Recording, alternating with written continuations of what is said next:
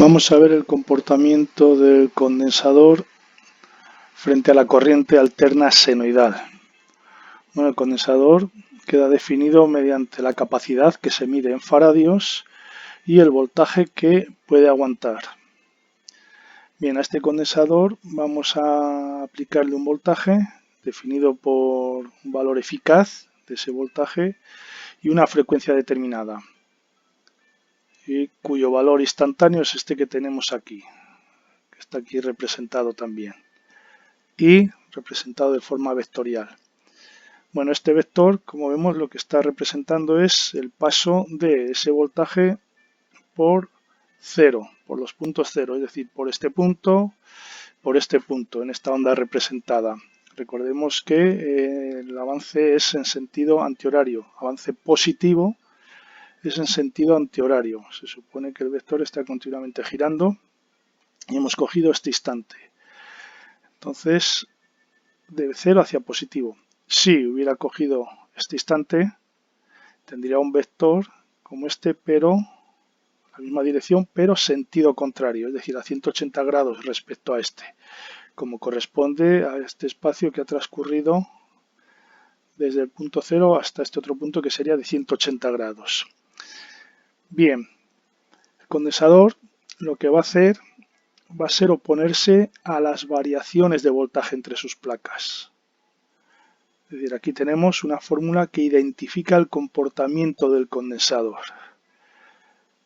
Entonces, va a oponerse a esa variación del voltaje que tenemos entre sus placas, modificando la corriente que va a atravesar el condensador. Bien, cuando digo que la corriente atraviesa el condensador, no es literal. Es decir, son dos placas que entre medias tienen un dieléctrico, es decir, un elemento aislante que no permite que haya trasvase de cargas desde una placa a la otra, pero sí que permite que haya variación de corriente en cada lado de esa placa. Esa variación de corriente, esa variación es medible. Por lo tanto, se puede decir que hay una corriente que atraviesa el condensador, por lo menos de forma figurada, y que permite facilitar mucho la comprensión del funcionamiento. Entonces, ¿de qué manera se opone el condensador a esas variaciones? Vemos que cuanto más grande sea la variación del voltaje, cuanto más rapidez varíe ese voltaje en las placas del condensador, más intensidad va a dejar pasar. Es decir, va a presentar una oposición menor al paso de la corriente. Y al contrario, cuanto más pequeña sea esa variación del voltaje en extremos, o sea, en sus placas, cuanto la velocidad, la variación sea menor, la intensidad que va a atravesar ese condensador también va a ser menor. Es decir, ese condensador va a presentar una mayor oposición al paso de la corriente. Bueno, esa es la forma en la que trabaja el condensador. En este circuito, como vemos, el voltaje que estamos aplicando, este que está aquí, es el mismo voltaje que vamos a tener en las placas del condensador. Esto. Por lo tanto, yo puedo determinar la intensidad que va a pasar por ese condensador simplemente realizando esta operación. Y llego a la conclusión de que la intensidad por el condensador va a ser una función cosenoidal. Si yo lo comparo con la función senoidal del voltaje, pues veo que aquí hay un desfase de 90 grados y que la intensidad va adelantada 90 grados respecto del voltaje en extremos del condensador. Eso es una particularidad del condensador. El condensador adelanta la corriente 90 grados respecto al voltaje que tiene entre sus placas. Eso se ve aquí en la señal dibujada con los valores instantáneos. ¿Ves? Si cogemos este punto, por ejemplo, del voltaje, pasando por cero, progresando hacia positivo, la intensidad ha pasado antes ya por cero hacia positivo. Justamente este espacio y este espacio son 90 grados. He cogido este porque es un punto sencillo de examinar los desfases, si la corriente adelanta o retrasa. Recordemos que en la bobina la corriente iba retrasada respecto al voltaje. Bien, En esta función cosenoidal del condensador veo que esta parte representa la intensidad máxima, la intensidad cero. Es decir, esto que tengo aquí. Si yo opero esta expresión, llego a la conclusión que la inversa de omega c viene dado por V0 entre I0. V0 entre I0, según la ley de Ohm, tiene una dimensión óhmica, es decir, es una oposición. Un voltaje entre una intensidad es una oposición, por lo tanto esto que tengo aquí representa una oposición que va a depender de la frecuencia. Entonces el módulo de esa oposición es la inversa de omega c, pero además esa oposición tiene un argumento, es decir, provoca un desfase entre la corriente y el voltaje, según lo que tenemos aquí. Por lo tanto, yo puedo decir que esta oposición, si la quiero representar de forma vectorial, tendrá el módulo de la inversa de omega c y tendrá un argumento de menos 90 grados. Eso lo deduzco de esta expresión que tengo aquí. Bien, 1 dividido omega c con un argumento de menos 90 grados se llama reactancia capacitiva y representa la oposición que el condensador va a presentar precisamente a las variaciones del voltaje entre sus placas. Realmente representa todos los fenómenos que ocurren en el condensador cuando se le aplica una corriente alterna senoidal, ya que tiene implícito el desfase que va a ocasionar y a la vez también tiene implícito que esa oposición va a depender de la frecuencia. De hecho, como dije antes, si la variación es muy grande, por ejemplo, si la frecuencia es muy grande, los ciclos son más cortos y las pendientes de esos ciclos son más pronunciadas. Es decir, tendríamos una variación de voltaje mayor, por lo tanto la intensidad sería mayor. Eso quiere decir que la oposición que presentaría el condensador al paso de la corriente sería menor, justamente lo que nos representa la reactancia capacitiva. Si la frecuencia es mayor, es decir, omega es mayor, la reactancia capacitiva, la oposición que va a presentar, es menor. Y a la vez, como digo, también representa ese desfase que se va a producir entre el voltaje y la intensidad. Recordemos que omega viene dado por 2pi y la frecuencia, es decir, es una forma de expresar la frecuencia en radianes. Bueno, pues esa reactancia capacitiva expresada en complejos tendría en forma rectangular menos j, es decir, no tiene parte real. Y expresada en forma polar, bueno, pues el módulo y el argumento, menos 90 grados. Siempre representaremos esa reactancia capacitiva con un vector retrasado 90 grados respecto a la horizontal o hacia abajo respecto de la horizontal.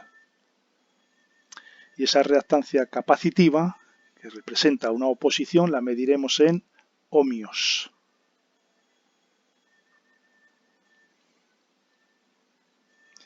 Bien, tenemos también la inversa de la reactancia capacitiva, que es la susceptancia capacitiva. La susceptancia capacitiva es la inversa, es decir, por decirlo de alguna manera, es el grado de permitividad, de permisibilidad que va a dejar para que pase la corriente.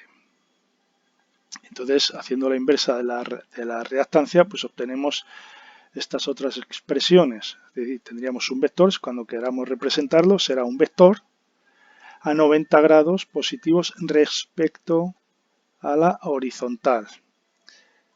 Como es una susceptancia, lo mediremos en Siemens. Bien, si nos fijamos en la onda, en las dos ondas de voltaje y corriente en el condensador, veremos que efectivamente se produce o reproduce el comportamiento de ese condensador.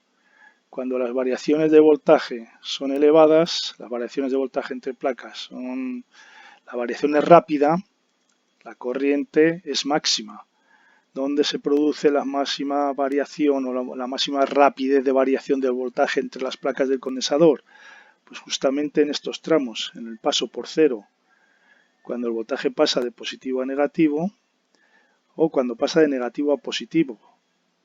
Fijémonos que aquí tiene una pendiente determinada y que esa pendiente, según la forma senoidal, cada vez es menor, cada vez menor, llega a un punto que el máximo de ese voltaje, la pendiente se anula. Es decir, aquí no hay ninguna variación. Luego empieza otra vez a variar poco a poco para decrecer el voltaje. Entonces, efectivamente, en estos puntos es donde pasará la máxima corriente por el condensador. Y en estos puntos en los que no hay ninguna variación, la corriente será nula.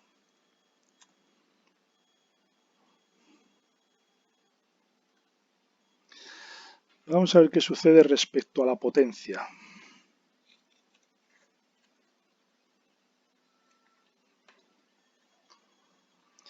Bien, la potencia sabemos que viene dada por el valor del voltaje y la intensidad, el producto de ambos. Aquí estamos trabajando con valores instantáneos. Llegamos a la conclusión de que tenemos una potencia cuyo valor máximo viene dado por el valor eficaz de la V y la I, y que tiene una frecuencia doble que la frecuencia de la V o frecuencia de la I. Y en este caso, si lo comparamos con la potencia que obteníamos en la bobina, vemos que es positiva. Es decir, tenemos esta onda de potencia aquí, cuyo valor máximo, esta potencia cero, sería V por I. Si recordamos, la potencia en una bobina era exactamente igual que esta, pero desfasada 180 grados con respecto a esta. Es decir, aquí tiraba para abajo, aquí tiraba para arriba, aquí tiraba para abajo, un desfase de 180 grados. Aquí, como podemos apreciar, cuando los dos componentes son positivos, pues tenemos potencia negativa. Cuando uno de los dos componentes, o bien la V o bien la I, es negativo, la potencia es negativa. Cuando los dos componentes son negativos, menos por menos, pues obtenemos una potencia positiva. Y así sucesivamente. Y al igual que con la bobina, esto lo que indica es que tenemos una potencia que se absorbe en un semiciclo y una potencia que se devuelve en el semiciclo siguiente. Es decir, que en cada ciclo la potencia media es nula. Es decir, este componente no absorbe una potencia útil. La potencia media, la potencia activa, es cero, al igual que la bobina. Lo que sí que vamos a tener es una potencia que se va a invertir en el campo, en este caso eléctrico, en el condensador. Es decir, esa potencia se convertirá en una energía que se puede almacenar en el campo eléctrico de ese condensador, como veremos ahora. Bien, sin embargo, sí que vamos a tener una potencia reactiva capacitiva. Recordemos que en la bobina lo que teníamos era una potencia reactiva inductiva. Bien, esa potencia reactiva capacitiva viene dada por el valor del voltaje eficaz multiplicado por el valor de la corriente eficaz. Es decir, si nos damos cuenta, este valor representa los picos de esa potencia, lo que tenemos aquí, y se denota por Q mayúscula. En este caso hay que poner C para diferenciarlo de la QL, que era potencia reactiva inductiva. C, potencia reactiva capacitiva. Y como potencia reactiva, lo mediremos en voltiamperios reactivos. Démonos cuenta que esta potencia aparece como consecuencia del desfase que se produce entre la V y la I. Por lo tanto, van a ser elementos reactivos, elementos que van a generar potencia reactiva, la bobina y el condensador, que son los dos elementos que ocasionan una desfase entre la V y la I. La resistencia no ocasiona este desfase. Recordemos que las dos señales, la V y la I, están en fase, por lo tanto sí que existe una potencia útil, una potencia que se va a convertir en trabajo en la resistencia, no así ni en la bobina ni en el condensador. En cuanto a la energía almacenada, sabemos que la energía viene dado por el producto de la potencia por el tiempo. Bien, esto estamos trabajando con valores instantáneos, llegamos a esta conclusión.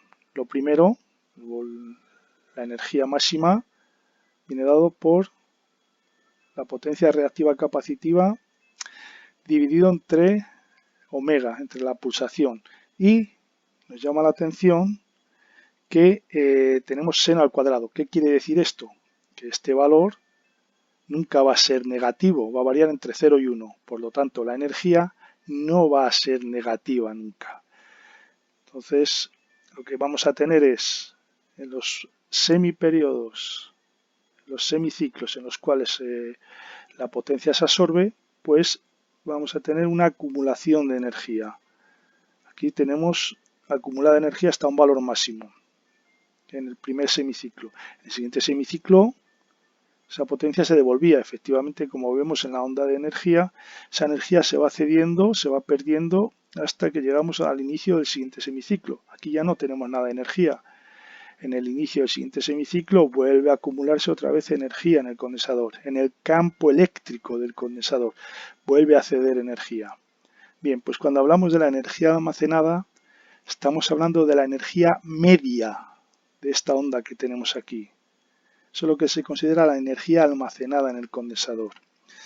Entonces, esa energía la vamos a poder determinar mediante esta expresión que tenemos aquí, un medio de la capacidad del condensador por el voltaje del condensador al cuadrado. Y como la energía de la bobina la vamos a medir en julios.